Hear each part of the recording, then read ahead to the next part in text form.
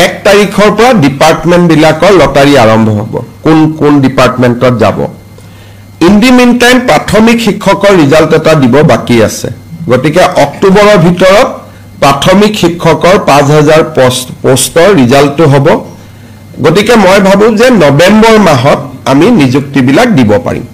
গতিকে ইয়াত নিযুক্তি 2-3টা প্ৰক্ৰিয়া আছে প্ৰথম এডিআৰই ৰিজাল্টটোক আমি ডিপাৰ্টমেণ্টত দিব লাগিব ডিপাৰ্টমেণ্টে আকৌ পোষ্ট চাই পোষ্টিং অৰ্ডাৰ বনাব লাগিব গতিকে প্ৰায় 15 দিন আমাক সময় লাগে এইকেইটা দিন অসমৰ পৰিবেশৰ কাৰণে কোনেও অফিচত কাম কৰিব পৰা নাছিল সবৰে এটাই টপিক চলি আছিল হেতু কাৰণে আজি কালিৰ পৰা আমি কামত হাত দিম নিযুক্তিখিনি বৰ্তমান অসমৰ পৰিবেশটোৰ কাৰণে আমি অলপ অপেক্ষা কৰিছিলো 1 তাৰিখৰ পৰা ডিপাৰ্টমেণ্ট বিলাকৰ লটাৰী আৰম্ভ হ'ব কোন ডিপাৰ্টমেণ্টত যাব ইন দি মিন টাইম প্ৰাথমিক শিক্ষকৰ ৰিজাল্ট এটা দিব বাকি আছে গতিকে অক্টোবৰৰ ভিতৰত প্ৰাথমিক শিক্ষকৰ 5000 পোষ্টৰ ৰিজাল্টটো হ'ব গতিকে মই ভাবো যে নৱেম্বৰ মাহত আমি নিযুক্তি বিলাক দিব পাৰিম গতিকে ইয়াত নিযুক্তি 2-3টা প্ৰক্ৰিয়া আছে প্ৰথম এডিআৰই ৰিজাল্টটোক আমি ডিপাৰ্টমেণ্টত দিব লাগিব ডিপাৰ্টমেণ্টে আকৌ পোষ্ট চাই পোষ্টিং অৰ্ডাৰ বনাব লাগিব গতিকে প্ৰায় 15 দিন আমাক সময় লাগে এইকেইটা দিন অসমৰ পৰিবেশৰ কাৰণে কোনেও অফিচত কাম কৰিব পৰা নাছিল সবৰে এটাই টপিক চলি আছিল হেতু কাৰণে আজি কালিৰ পৰা আমি কামত হাত দিম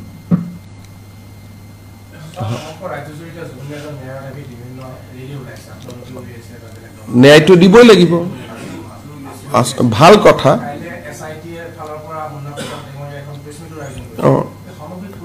পৰিবেশটো একো নাই যে আমি ইয়া ব্লেম গেম কৰি কি লাভ হ'ব চাৰ্জশিট আমি দিমেই ন্যায়ালয়ে ন্যায় দিব গতিকে ইয়াত যিসকলে আন্দোলন কৰে বা ন্যায়ালয়ক আমি বিশ্বাস নকৰো তেওঁলোকৰ কাৰণে এইটো সমস্যা বিজেপি ওলাই আছে ন্যায়ালয়ৰ ওপৰত আমাৰ বিশ্বাস আছে গতিকে যিসকলে ন্যায়ালয়ক বিশ্বাস নকৰে তেওঁলোকে এই ধৰণৰ ব্যৱহাৰ কৰি থাকিব কিন্তু অসম চৰকাৰ বা মোৰ বিশ্বাস আছে যে এসআইটিয়ে ভাল কাম কৰিব আৰু ৰাইজে যি বিচাৰে এসআইটিয়ে সব কৰিছে সিঙ্গাপুৰ যাব লাগে ঘটনাস্থলীত যাব লাগে দ্বিতীয়বাৰ পোষ্টমৰ্টেম কৰিব লাগে যিমান পৰামৰ্শ দিছিল আমিতো সব কৰিছো এটা পৰামৰ্শ দিয়া মানুহবিলাকে আকৌ আন্দোলন কৰিব খোজে কিন্তু তেওঁলোকৰ যদি কিবা কথা আছে জাস্টিস সৌমিত্ৰ শইকীয়া আয়োগকহে জনাব লাগে আমাৰ প্ৰসেছন কি বিজেপিৰ প্ৰসেছন সিম্পল ন্যায়ৰ ওপৰত আমাৰ বিশ্বাস আছে এসআইটিয়ে পানী নখৰকা অভিযোগনামা দিয়ক আমাৰটো সিম্পল দুটা কথা আৰু ন্যায়টো তেনেকৈ পায় বেলেগ ধৰণে তো ন্যায় নাপায় গতিকে যিসকলে কৈ আছে ন্যায় লাগে মুখ্যমন্ত্ৰীও কৈ আছে ন্যায় লাগে মইতো জুবিন অনুৰাগী গতিকে আমি সকলোৱে কৈ আছো ন্যায় লাগে কিন্তু ন্যায় দিব কোনে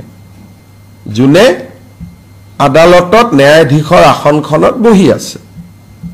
আৰু তাত অভিযোগনামা কোনে দিব এসআইটিয়ে দিব এসআইটিয়ে ইতিমধ্যে প্ৰতিশ্ৰুতি দিছে যে নিৰ্ধাৰিত সময়ৰ ওপৰত আমি অভিযোগনামা দিম এতিয়া দুই এজনে চিন্তা কৰি আছে যে যদি অভিযোগনামা দি দিয়ে এটোটো ডাঙৰ ঘটনা হ'ব ন্যায় পাই যাব হেকানে দুই এজনে এসআইটিক দিগদাৰি কৰিব চেষ্টা কৰি আছে যাতে জুবিনে ন্যায় নাপায়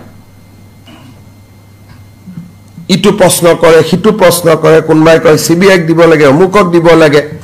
কিছুমানে চেষ্টা কৰি আছে যাতে জুবিনে ন্যায় নাপায় কিন্তু মই জুবিনৰ প্ৰচণ্ড অনুৰাগী গতিকে মই ন্যায় দিয়াত ক্ষেত্ৰত মই কোনো ক্ষেত্ৰতে কম্প্ৰমাইজ নকৰো কাৰণ মই জুবিনৰ নতুন অনুৰাগী নহয় যিসকল জুবিনৰ নতুন অনুৰাগী হৈছে মৃত্যুৰ পিছত তেওঁলোকে ইয়াত বিধি পখালি দি আছে এটা আপোনালোকে চাওকচোন জুবিনৰ বোলে ধৰ্ম নাই জাতি নাই তাৰমানে জুবিন অসমীয়া নহয় নেকি জাতি নাই বুলি ক'লে তোতে অসমীয়াত্বটো হেৰাই যাব এই বাওপন্থী লোকসকলে কি উলিয়াই আছে মোৰ ধৰ্ম নাই মোৰ জাতি নাই মই মুক্ত তাৰমানে কি জুবিন অসমীয়া নহয় হিন্দুটোতো লৈয়ে গ'ল লগত এটা অসমীয়াটো লৈ যাব নেকি আপোনালোকে ধৰ্মটো মানি ললো ধৰ্ম নাই এটা জাতি নাই বুলিও কম নেকি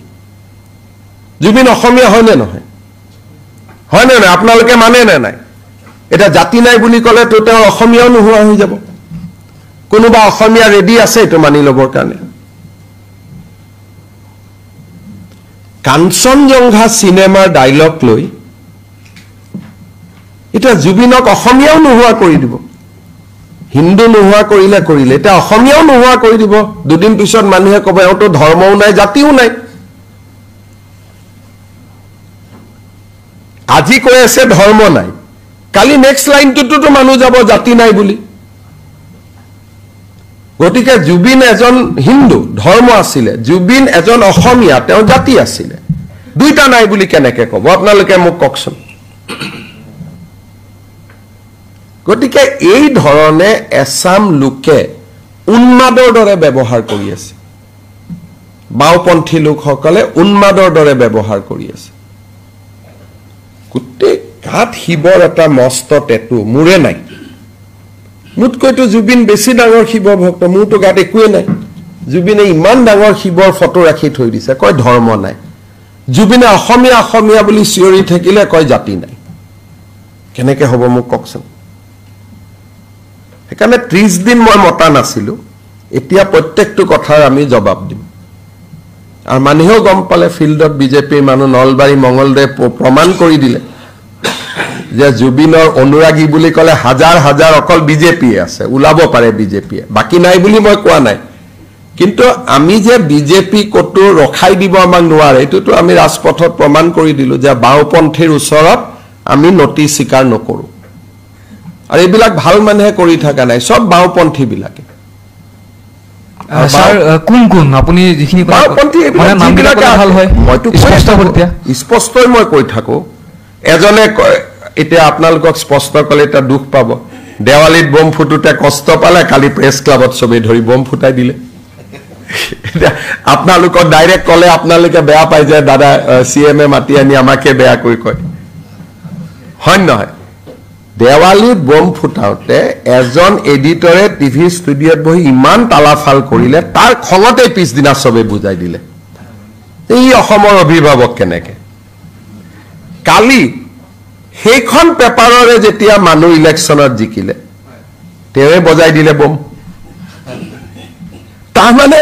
আপোনালোকে নিজে চিন্তা কৰক যে জুবিনক লৈ কেনেকুৱা ধৰণৰ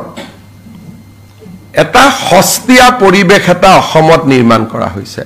প্ৰথম দিনাখন হুলস্থুল কিয় বম ফুটালে ভাল কথা ফুটাব নালাগে মইতো কৈছিলো অকল বৰপেটা মইতো বাকি একো কোৱাও নাছিলো ফুটালে কালি গৈ প্ৰেছ ক্লাবৰ ইলেকশ্যনত তেওঁলোকৰ মানুহ জিকিলে বোলে দিলে বম ফুট এটা হেতু কথা ক'লে ক'ব যে মুখ্যমন্ত্ৰীটো সাংবাদিক বিৰোধী হয় নহয় এটা মইতো মোৰো দুখ এটা মুখেদি ওলাই যায় সঁচা কথাবিলাক কি ক'ম মই আৰু খবৰবিলাকো মোৰ তাতে আহি যায় বম ফুটুতেই মোলৈকে খবৰ পঠাই দিছে ফটোৰ সৈতে যে প্ৰেছ ক্লাবত বম ফুটি আছে তাৰমানে অসমৰ মানুহক মানসিক সবে খালি হিন্দুৰ উৎসৱ কেইটাকে টাৰ্গেট কৰে আপোনালোকে চাব এইবোৰ মানুহে এদিনো বেলেগ উৎসৱৰ কথা নকব অকল আমাৰ উৎসৱ কেইটাৰ পিছতে লাগে সেইটোৱে মোৰ দুখ লাগে